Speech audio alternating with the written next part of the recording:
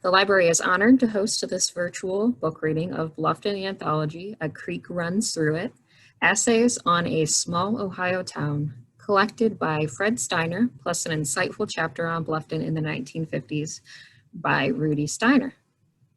This is a book about Bluffton, Ohio's oral history, mainly from the second half of the 20th century to today. Brothers Rudi and Fred Steiner credit their mother and grandfather for their storytelling skills. The two say they learned from people on both sides of the Riley growing up, including town geniuses who thought they owned Main Street, to those holding academic letters on the other side of the creek. Rudi worked his way through Bluffton College working at Essinger Funeral Home and earlier taking out the trash at the Charles Company and Vita Vidella's hat shop. Meanwhile, Fred worked at Urich's IGA food liner. Both admit that without these experiences, this book could never have been written. I put this book together. When I did, I worked on the premise that Thomas Wolfe was wrong. You can go home again, and this book proves it. It's dedicated to the late Charles Hilty, who died of COVID this summer. He inspired me to enter community journalism. Samples of his writing are throughout the book, and those samples are very serious writing, sarcastic writing, and historical memories that only he could word the way he could if you knew him. Also, I want to attribute to the late Robert Kreider, who, as I kind of put it,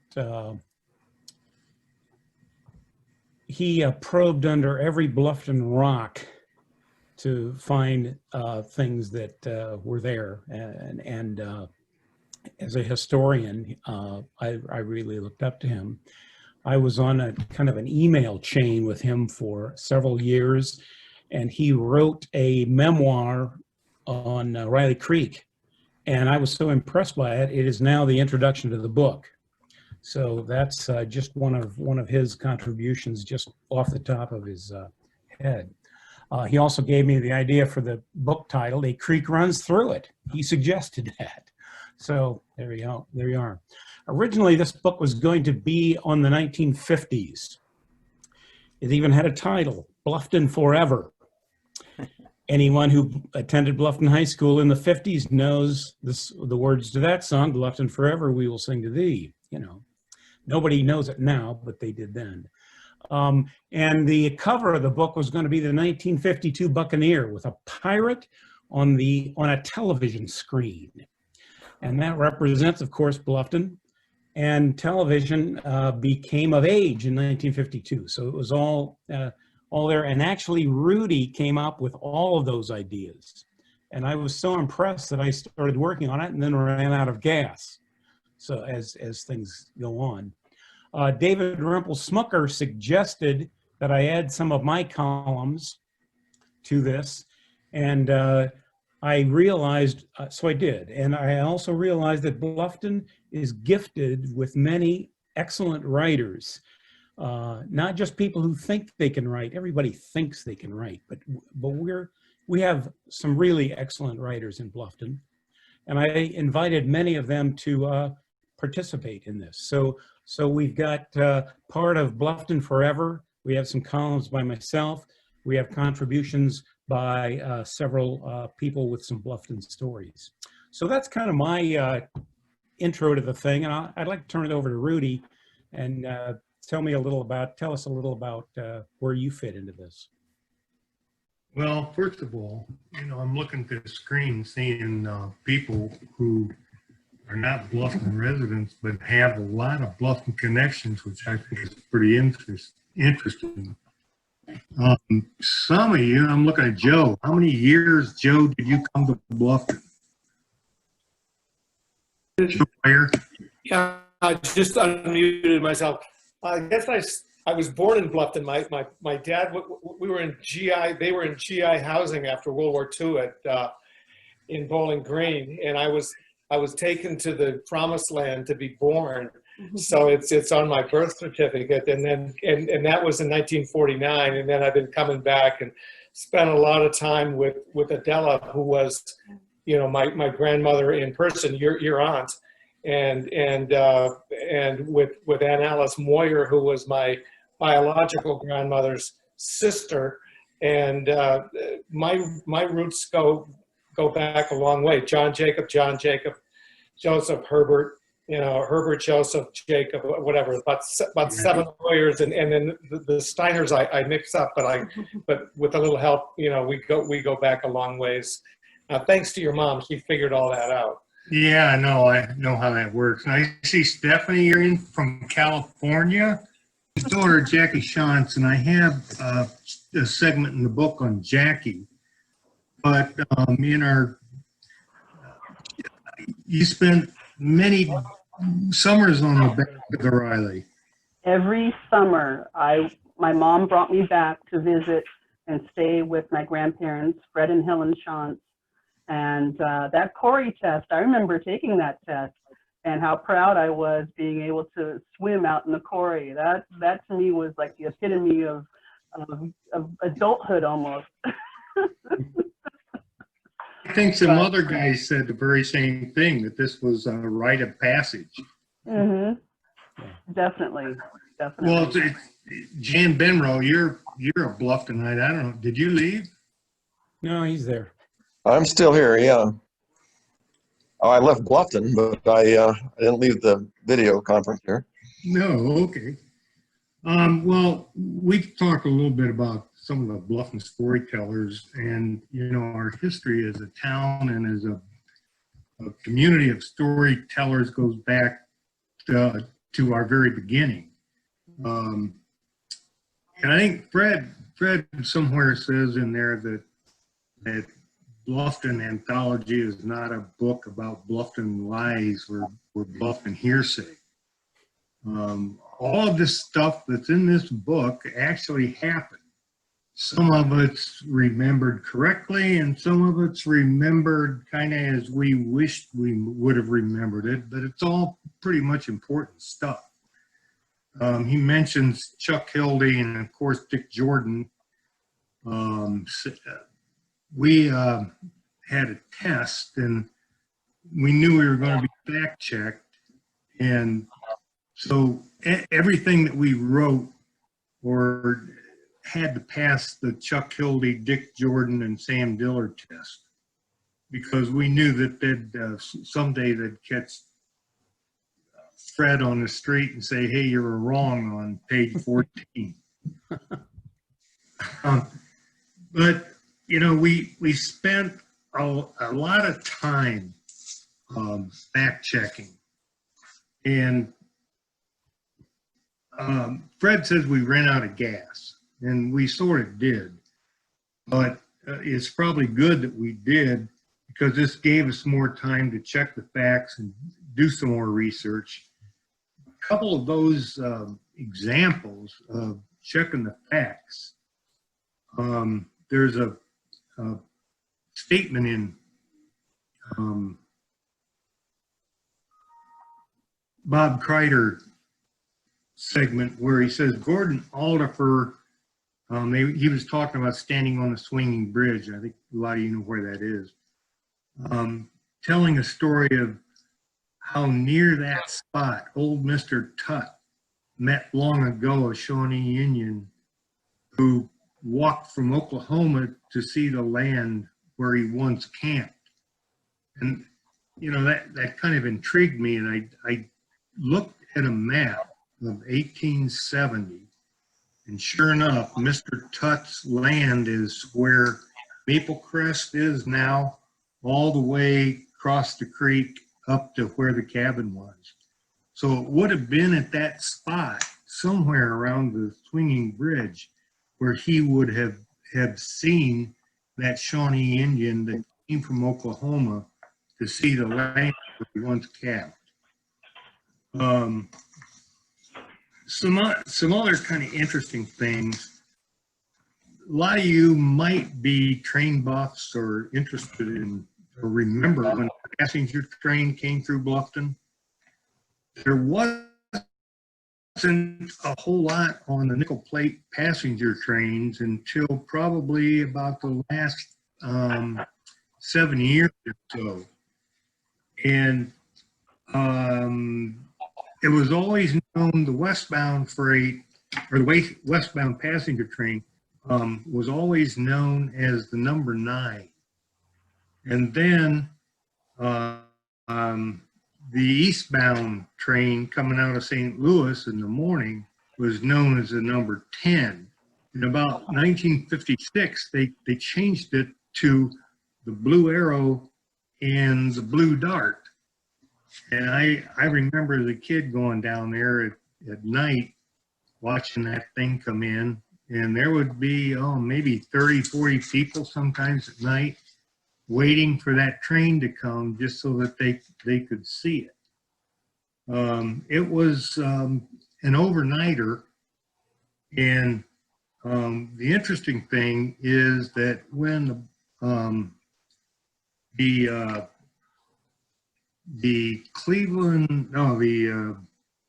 St. Louis Browns was the baseball team. They're now the Orioles. And they came through in the morning, and people would get up to go see the baseball team at 5:30 in the morning going to Cleveland. There wasn't a whole lot about those trains until I said 7 years ago, and then about the last year, there's quite a few articles that have shown up on the Dart and the Arrow, and there aren't any more left. There's a replica being built out west somewhere in the colors of the Dart and the Arrow. Most of the sporting events that we had that we talk about, the dates are all true. The Elvis concert, I did a lot of research on the Elvis concert, and those tickets were actually $2, and the front seats were $2.50. And I discovered that there were some record stores and appliance stores in Toledo that were selling Elvis autographed record players for $35. Yeah, that's crazy. We can get into the Elvis visit. Let's hear what you know about that. You want to know about How the alleged trip through Bluffton? Well, I don't know. Do any of you remember that? Am I the only one that remembers it? I remember Rudi, something about that. The Elvis weekend. The story was that Elvis was out at the Moonwinks Hotel by Beaver Dam one night, and everybody raced out to see if he was really there. Do you think so? I don't think he was there. I wasn't able to track that down. Rudi, this is Ron Geiser. I was at the Elvis concert Thanksgiving Day, 1956 in Toledo. I took a carload of Bluffton people up. Jerry Cole gotten us tickets. Now I paid $3 for the ticket, but maybe it was because after their first shot. But we had excellent seats, and there was some girls from Bluffton there. I won't mention their names, but they're classmates of mine who did not have as good a seats as what I did.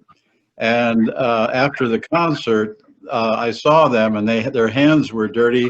They were holding them up, and they said, "This is dust from where Elvis was standing." Now, the other thing about that concert was Jeannie Frick, at the time, her name was ahead of me in school. She was out of school, and she was working at Triplet, and so she paid a girl in the front row $10 for her seat, and then she actually got some pictures. So I remember that concert very, very well. But I never heard anything about him coming back through Bluffton. But that's at least I was at that concert. I can tell you that. Well, let me ask you this, Ron. How did you go to an Elvis concert and then score 14 points in a basketball game? Well, that was the Wednesday night before, though. No, that was not the same night. That was not the same night. Hey, and I really appreciate you mentioning that I can at least say, that I remember a double figure game. Actually, that wasn't my best game, but it was nice to see my name mentioned in there when there were a lot better players like Joe Urich and people like that around. Yeah, well, Thank you. we try to include athletes from Bluffton who could score more than 10 points in a basketball game. The secret was that we tried to put as many names in this book as possible. Yeah, I even ran down an alley from Dan Benro trying to ditch him. You know. That game you're talking about, if you look at that closely, we quadrupled the score on Spencer that night. On 20, we quadrupled the score on him. It was 35-3 at halftime. 35-3. So I'll let you go back to the score. Well, that's okay. The interesting thing about this whole story was that there were these rumors, and they were started by a Bluffton local, and who saw it and then went to Schmitty's barbershop, and from there on, the rumors kind of spread. And I said in that article, or in the chapter, that all these people are questionable.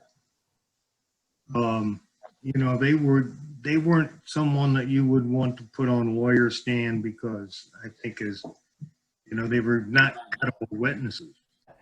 But I'll just say that I was really pleased that Fred asked me to do this, and I'd never thought of writing something. And at first, because I'm used to writing a little bit longer articles, I thought, I don't think I could do that. Then all of a sudden, a whole bunch of ideas for what I called vignettes. And most of these that took place would be in the 60s. So it's interesting to hear all of this information that I wouldn't have remembered in the 50s yet, when I was only 5 or 6 and living outside of Bluffton, a couple miles outside of Bluffton. So my memories are mainly from the 60s, but I was very glad that Fred asked me about those. And I actually wrote the first 4 very, very quickly, probably in a day, maybe a second day, when I went back to look at them and fix them up a little bit and sent them off to Fred. Fred said, "Oh, write some more." And so I sent some more. I'll just say that I'm looking forward very much to getting the book and reading what everyone else has to say. Rick Ramseyer, now of the state of Maine, worked with me at the Bluffton News for many years and wrote about the quarry test. And would you like to tell about that? Yeah, it was. Well, thank you, Fred, by the way, for that opportunity. It was a lot of fun kind of going down memory lane. And actually, that was one of 2 stories I considered for the book. The other, and some people on the call may, I remember this whole idea of the curse of Hezekiah's grave, which I don't know if anybody on the call remembers this, but I realized as I was kind of thinking about this is something kind of like about a high school age kind of thing where there was some kind of a curse on this grave outside of Bluffton, but I couldn't remember enough of the details to tell that story. But I did remember clearly the quarry test. And for those of you on the call who didn't swim in the quarry really, and then the Bluffton swimming pool was already in place, when I was growing up, this would have been, I moved to Bluffton when I think right before my 3rd grade year, and I grew up in Bluffton, went to Bluffton schools and Bluffton College and University time as well. But to kind of earn the right to swim in the quarry, you had to take what was called the quarry test, which with a lifeguard, you had to swim out to a raft and back. And it was kind of a big deal at the time. It was kind of, I think I referred to it in my essay as kind of a rite of passage for a Bluffton kid. So you went from what was then a very small community pool and to earn the right to swim in the quarry, which is a few steps away, but you had the diving boards, you had a slide, you had rafts. It was just kind of a way to kind of make a step into getting a little bit closer to becoming an adult or a grown up. Did you pass? I did pass. I don't remember who actually gave me the test, but I do have memories of actually taking this test. And I know a lot of, I think a lot of people on the call may have their own memories of that. Okay. All right. I can give you a spin-off on the Corey test. Sure. Because I'm a spin-off. My father and his brother Bob and some other people were working at the grocery store. This was probably in the 30s. And they were all hot and sweaty and got out of work after they were stocking. I think it was about 11 o'clock at night, if I remember my dad's tale well. And they said, well, hey, let's go jump in the quarry and cool off. And my father didn't know how to swim, but he said, oh, fine, I'll go jump in the quarry. And he jumped in and he wasn't coming back up to the surface. He was going down. And then he remembers his brother's hand grabbing his hair and literally pulling him up out of the water and dragging him over to shore, which is why as a 7-year-old, I had private swimming lessons from a guy who really couldn't afford private swimming lessons because he saw me floundering in the public pool with about 10 other kids. And so the Corey test, my father flunked it. And I learned to swim because of that. So just an interesting spin on the quarry. And I swam in that quarry many times, but you're right. It was a swimming pool at that point in time. And I was a swimmer, but I wouldn't have been had my father not almost drowned in it. So. Joanne you wrote about your brother and also some other kind of an interesting story about your husband in the Page Dairy. I wonder if you could tell us a little about that. Well, I wrote for the Bluffton News, for 15 years, something like that, once a month. And so I looked through some of these, and the one I wrote about my brother, of course it was tongue in cheek, but I was saying how rotten he was, which of course he was when he was young, because I was 4.5 years younger than he was. And but he got really quite mellow when he got older. And of course, I got mellower too. Your brother is Norm's Electric, as some of us remember. Right. Well, he was with the lab at the library before that. Yeah. But of course, that was back when you weren't thinking about people who were Right. working in the laboratory. You were just kids. But it's been fun to write about Bluffton and think about Bluffton people and hear about Bluffton people. I've enjoyed it. Thank you. Jeff Gundy was actually, his name is first in the book and last in the book. There's something, biblical about that? Maybe, I don't know. Jeff, do you want to talk a little about your contribution? Especially with people who come to your house and think this is either a crazy town or the best place in the world. It's one or the other. Sure, yeah. I'm a bit of a different duck in this group because I did not grow up in Bluffton. We moved here in 1984 when I got the job at the college. So I've only been here for like 37 years. So I feel like I'm still sort of a newcomer in certain ways amongst this august company. So I'm grateful to be included in this group. But yeah, I did this lecture at Bethel a few years back, and Bob Kreider, who was near the end of his days then, I didn't expect to see him there, but he came, kind of tottering in with a cane and so forth. And, hi, Jeff, how are you? And as long as I knew Bob, he was kind of deaf, so he had to sort of shout, but just sharp as a tack right up until the end when, once he managed to hear what you were saying. And so he heard my lecture and I read some poems and this sort of stuff. And then, not very long later, he sent me this piece that's in the front of the book and circulated it to this email group. I think it's the one that you were talking about, Fred. And there were people from Newton on that group, and I don't know who all. But it was just like, this big gift, all these places. And of course, we live about 2 blocks from the creek. And so my kids played in it when they were growing up. And so it was a great great kind of coming together there. Yeah, we swam in the quarry when we moved to town too. I remember the drought summer of 1988 when the swimming pool got so hot that it was barely, we would go down there every night. We didn't have air conditioning, so we'd go down there every night to try to cool off.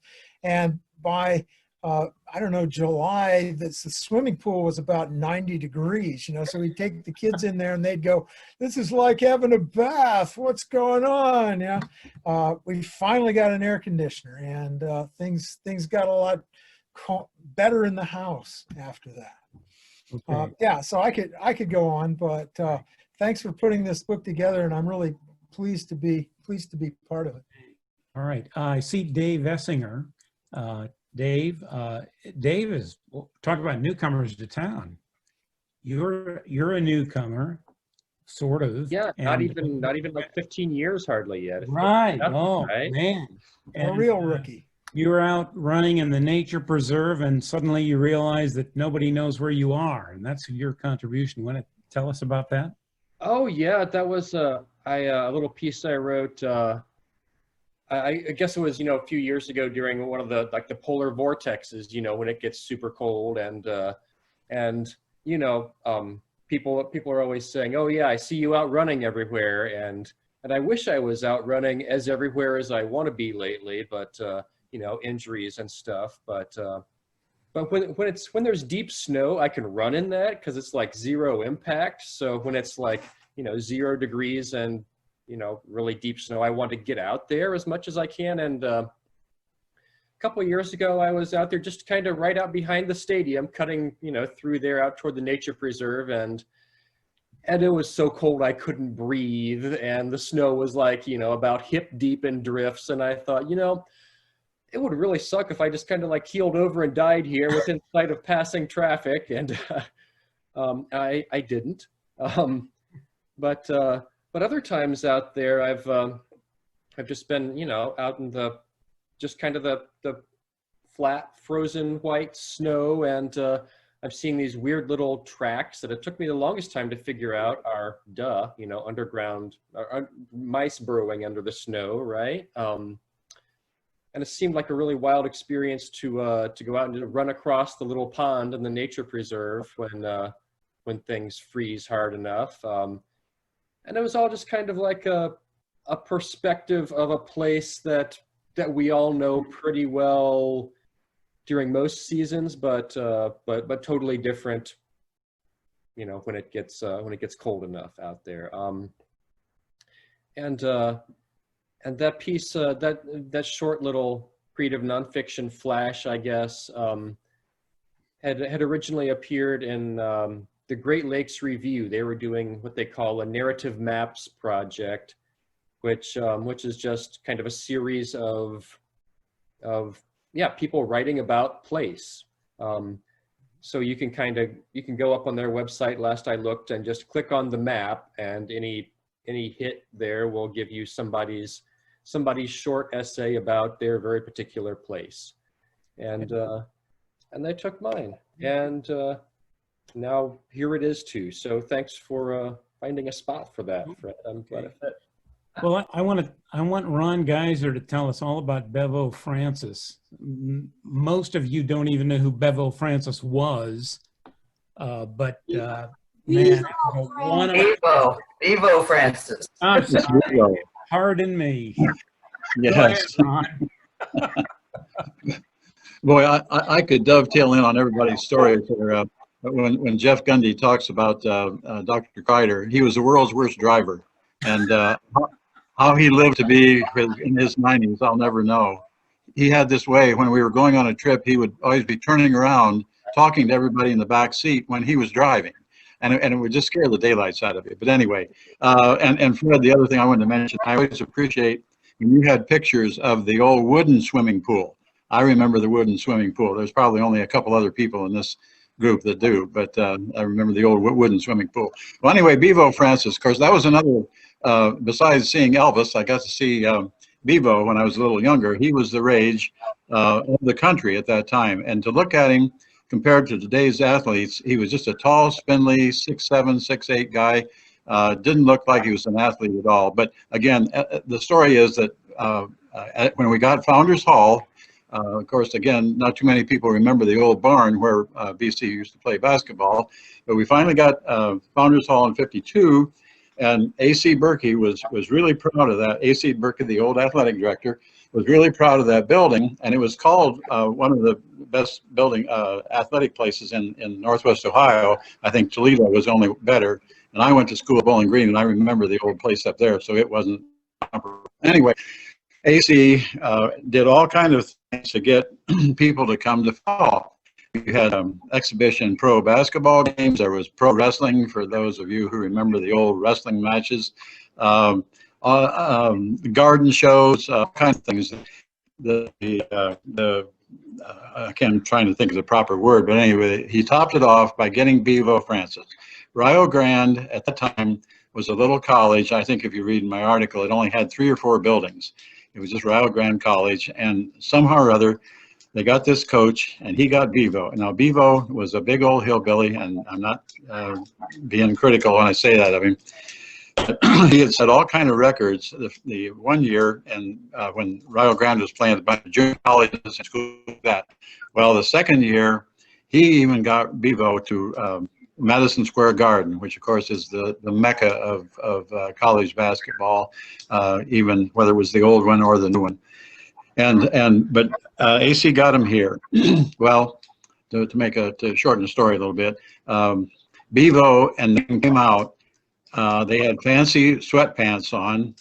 Everybody could dunk the ball. Of course, we never had any taller. John Mosier would have been a ball player. Paul. Paul, I know him real well. Anyway, nobody could dunk the ball for Bluffton. They came out and put on a show, almost like the Globetrotters. So again, to shorten it, Bevo scored 82 that night. Yeah, 82 points that night. I was sitting there on the stage with my legs hanging over. I was, 11, 12 years, 13 years old maybe. And I kept track of all 82 points, and he outscored BC, which only had 71.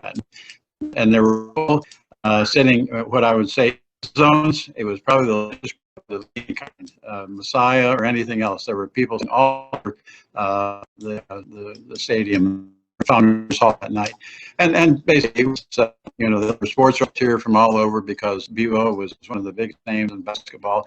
Probably helped see basketball at that time because that was just shortly after all the scandals.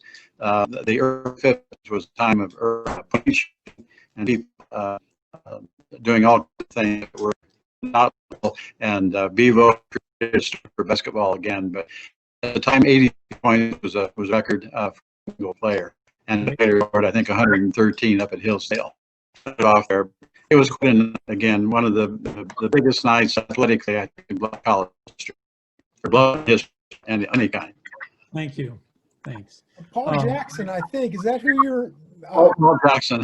Yeah, Paul went to the college for a number of years, yes, much later, yes, and he used to talk about trying to guard Bevo. He was the one who tried to guard Bevo. At least this was Paul's story, and he said it was a pretty hopeless task, at least given their. Now Paul was 6 foot or 6'2" or something. He was a fairly big guy, but he was not obviously in the same category. Yeah, so he used to talk about that every chance he got. Yeah. Well, since you mentioned PJ, Paul actually claims, and I have never was able to prove it. Paul made the winning first game that Bluffton played against Chicago, and again, any records, but Paul always said that he made the winning pass and over. And the thing about Bevo was he did not dunk the ball a lot. He made most of the points from the free throw line. Jump shot, one of the best shooters I've ever seen at the time, and even when he was kind of a freak and a gaudy looking guy, I think if the article I wrote, he ended up in a steel mill someplace and died just a few years ago. He played with the rinky-dink team that you play, the Harlem Globetrotters, the team that never won, Washington Generals, I think their name was. He played on that team a year or so. Again, publicity that the Globetrotters were generating from him being, the top scorer in college basketball. But Yeah, no, I remember Paul Jackson and John Mosier was another one on that team. Again, John was 6'1", 6'2". PJ was, I think he was 4, just taller than he was. And it was a struggle, but kind of was regarding because he didn't go and dunk the ball, just turn on a jump shot. He was so much better than everybody. He could do so. There. Okay, thank you. I see Ruth Naylor there. And Ruth, you had unmute here. Rudi mentioned working at Basinger's funeral home. My husband worked there, and he was in college, Stan Naylor, and he liked to tell about how the guys like to get in the coffins and see how it looked if they were dead. Did you do that, Rudi? You're muted. Yeah. Ruth, tell us about your experience with chopping the head off of a chicken. Oh my goodness. Those of you who knew Miss Edna, she wanted to prepare us to be the best homemakers it could possibly be. And she said that we'd have to, one of the requirements for the foods class was that we had to do a chicken from beginning to end, to prepare it, dress it. I dressed 100 chickens in my life at home because we raised chickens and sold very clean ones. We just scoured those things before we sold them. But I said, well, Miss Edna, I know how to dress a chicken, but I can't possibly kill one. And I just couldn't do it. And she said, well, I would need to learn to do that because sometime my husband would call and say that he's bringing the boss home to dinner and that I'd have to go out and get a chicken and chop off its head and dress it and cook it for dinner. You know, that has never happened, but I begged her not to not make me do that. And she said, yeah, I'd have to. So I just happened to be sick that day that they were supposed to do that. And then when I went back to class, she sympathized with me for being sick, but she said she saved my chicken and then we'd have to go out and do it. So I went out and she had this little board down on the ground. Mother used to have a chopping block. She didn't have to bend way over, but this was a board on the ground with 2 little nails, put your neck in there. And I took that, I was holding with my one hand the legs and took that. And when I came down, I just couldn't, I hit the chicken in the middle of its back and let go of the chicken. Miss Edna had to go chase it and she chopped that head off and I dressed it, but she killed it for me. I guess she believed me after that. I wanted to mention, Rick Ramseyer mentioned Hezekiah's grave. Do any of the rest of you know about that? Yeah. The legend of Hezekiah's grave? I took... It would be a Stephen King horror story. Around Halloween, we talked about it somehow in class, and we asked for permission to have a little field trip. And I took about 6 students that the class chose. We went out, if you touched the headstone, it was supposed to kill you. And anyway, I think there's a picture in one of the yearbooks early in the time that I taught of that little gang that went out there to see Hezekiah's tombstone. And the other story that I wish I would have told, except I didn't have enough for it, but my son was in 4th, 5th grade when we lived on Spring Street. And he and Rick spent a lot of time in the Riley and fooling around there. But one day Jeff came home with a gym bag, leather gym bag. And he was just so proud. He had found this between College Avenue and the Vichy Bridge. And it was full of girly magazines. It was on, he found it in the woods right beside the Riley. And he was so thrilled with it when he brought it in. I didn't make him take it back. I got rid of it for him. That's what New England stone walls are for out here. You wander through the woods, you find a few of them in there. All right. Well, thank you for that. I'd like to hear, I'd like to hear Jerry Zabo's dog story. Is he on? Yeah, the dog story. You want to hear that? Yeah. Yeah, I want to hear it. Okay, well, the Bakers were right across the street from us at a slight angle. The Arden and Jane Baker family on West Kibler Street. And we had a mutt named Nipper, some kind of Welsh Terrier. And he was a pretty free-spirited dog. We just kind of let him run around and was not really disciplined. And one summer day, we noticed he was sleeping a lot. And we couldn't figure it out. And we were over talking to Arden, and he was complaining about the slugs in his garden were eating up all of his garden and everything. And he would put out pans of beer, like pie pans full of beer, to kill these grub worms.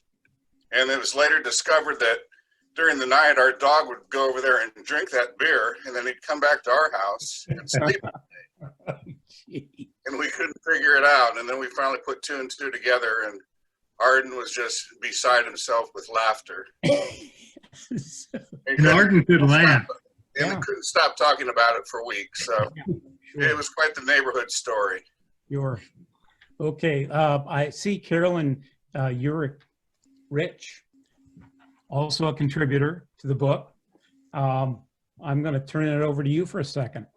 Let's hear what you have to say. Unmute.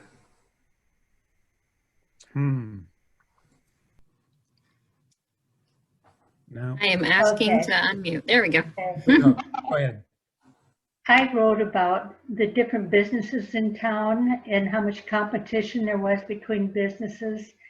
And I was going through old ISTAs and looking at the advertisements, and it was so much fun to see how many of those were still around and how many weren't. But the biggest treat I had was calling up Chuck Hilty to verify my information. And we ended up talking for, 3 or 4 hours. This is the week before he died. And he was just delightful. And it was so much fun talking to him because he had so many extra stories to tell that I couldn't include in the story. Right. So that was a real treat for me to spend that time with Chuck. When the nurses would come in and take his temperature, and he would get irritated with them and send him back out. Okay. Chuck said that he was on Nixon's most hated list. He was number 9 of 8. Whatever that means. I don't see all the. Is there another person here who's a contributor that I've missed? I don't see everybody's. I'm kind of scrolling around here looking. I want to give you an opportunity to say something. I want to go. Okay, I want to go back to Rudi just for a minute. Right when we got cut off the first time, I knew everything you wrote except that Don Bodicher and the sock hops, and the music that was part of that. I wonder if you could talk about that a little bit. The 50s, the WOWO and some of those stations had sock hops that would go to different high schools, and we never had that in Bluffton because we had Don Bodicher. And it was Don Bodicher who, he might have been in your class. Was he in your class, Ron? I think he might have been. But he was a couple Don Bodichers, you know. But yeah, are you talking about the guy we call Tubbs? Yeah. Okay, yeah, Don Bodicher was, yeah. In fact, yeah, Bill Hur and I talked about this. He had all the 45s, all the latest stuff. He had his own 45 record player with a couple speakers on it, and he used to put that thing on for sock hops. And you know, he was the guy in Bluffton who you could get to have a sock hop. And it's kind of interesting that what I wrote about was the 1950s, kind of specific to Bluffton. I didn't realize it was so regional, because what went on in Bluffton didn't necessarily go on in Chicago, Toledo. So it was, the 50s were kind of a regional kind of thing. There were particular styles, and there was particular dress, and there was particular talk, and we were the people who, or the kids who kind of, we were the first teenagers. Kind of hard to believe that, but we were. We coined the word. What about I'm interested in the kind of music that he introduced you to. Well, I don't know if he was aware of it, but he introduced us to, in the 50s, an artist would record a song, and then 3 or 4 other people would record the same song. And radio stations, particularly white radio stations, would play the white song. And most of these songs were originated by black artists, unknown artists, who would originate the song, and then Pat Boone or Elvis or somebody else would pick it up, and it would become popular. Well, Don, for some reason, was able to play the original artist, and it was when people started requesting a Pat Boone song or some white artist that he would begin to put in, you know, play the white artist. But it was interesting that he kind of introduced black music to Bluffton teens. Really unknown to anybody. Just yeah, and I didn't realize that until years later, that this was what he was playing. He was playing the original artist, and where he got this stuff, I don't know. I just want to say something about Rogers Edwards Ford. Oh, please do. This is good. Okay, this is really, really interesting. Rog had a Ford, 48 Ford, and it had a Mercury Dash. And if you read my book, you'll find out why I knew it was a Mercury Dash. But this kind of bugged me.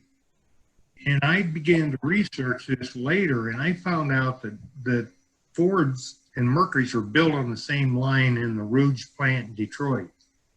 And as these cars would come down the line, they'd grab parts and put on them. This car came through with it was a Ford, but it had Mercury parts on it. And the dashboard was a complete trim of a 1948 Mercury. And I would imagine that there might have been Mercury hubcaps on that car. It's kind of interesting that when I did this research, I found that the Pontiacs would come through with Chevrolet hubcaps. And the interesting thing is that people thought that this was kind of interesting, and they never complained about it. So you would have a car that was half Mercury and half Ford, or half Chevrolet and part Pontiac. Just kind of an interesting little side fact I picked up when I was researching. Son of Bob Kreider, who I think you grew up in Bluffton, maybe an 8th grader, moved out of town. That's right. I grew up. I remember you had a broken leg. That's the last time I saw you. Born in Bluffton Hospital, 59, and then moved away in maybe winter of 74. Where do you live now? So, in Newton, Kansas. Okay. And I had to chuckle hearing Ron Geiser's story of my dad being one of the world's worst drivers, and I would concur. That's an accurate description. Okay. Thank you. Thank you. Bob also created the term Bluffton's favorite dropout, I believe, to Hugh Downs Hugh Downs, Bluffton's, is that right? Most famous or favorite dropout? That was another, that's a whole different chapter all by itself. And Phyllis Diller too, Fred. Phyllis Diller, yes, right. Sure. Okay. Anybody else? Well, Phyllis Diller and Hugh Downs were friends with, Phyllis Diller was a tall, bleach blonde version of my Aunt Ethelyn Boyer. They're both really talented and both really bawdy girls. And Hugh Downs was in Lima and used to live, I think, the family, the Boyer family, when they came back from Chicago after Amos was killed, I think they were in Lima for a little while. And I know my dad said Hugh Downs used to borrow Hugh Downs skates. I think Hugh had the money. And years and years later, when he was on the Jack Parr show, they snuck me in as a 11 or 12-year-old because I was too young to get on. But Hugh still remembered his Bluffton roots. I remember that because he was really nice to my parents. Interesting. So that's just one little Hugh Downs thing that I remember. I carried out Hugh Downs' bananas from Urich's IJ Food Liner. He came to Bluffton in '72 to get his honorary doctorate degree. I'm carrying out groceries. Suddenly, Hugh Downs and his wife walk in. I about fainted. They went through the line. They bought a bag of bananas, and I carried them out. Your dad told me once that he and Bob Kreider got in trouble. They skipped school and went out in front of the school and hitchhiked to Lima. Oh yeah, I heard about that. In front of the school. That's how dumb. Yeah. And they actually went to Lima and saw a show. And I think they got caught by the truant officer because somebody came back to Adela, and turned them in. And she was very tough on them, but she was very much their mom, and she stuck up for. I remember my dad said she stuck up for me, and she got me back in school. They wanted to throw me out for a while. David Kreider, do you know this story? I haven't heard that one, but that's a good one. Yeah. Yeah. I just can't imagine. And I've never heard it either. This is a new one. Oh, really? I didn't know what the show was that lured our dad all the way to Lima. But they were Herb Boyer, and he just laughed and said, we stood out in front of school and hitchhiked to Lima. Right in front of the school? Right in front of the school. That's great. Well, because 25. They were first-time crooks. Yeah, right. No. The three Triplehorn brothers had several claims to fame. One of them witnessed the John Dillinger bank robbery. He's the youngest living witness. He was 5 years old at the time. And he also attended the Michigan-Ohio State Snow Bowl in 1950 and lived to tell about it. His recollection is in the book. It's really interesting. He took a frozen rabbit to his brother, who was a master's degree, and the third brother sat on the bench with the frozen rabbit, and it never thawed. That's boy, talk about strange.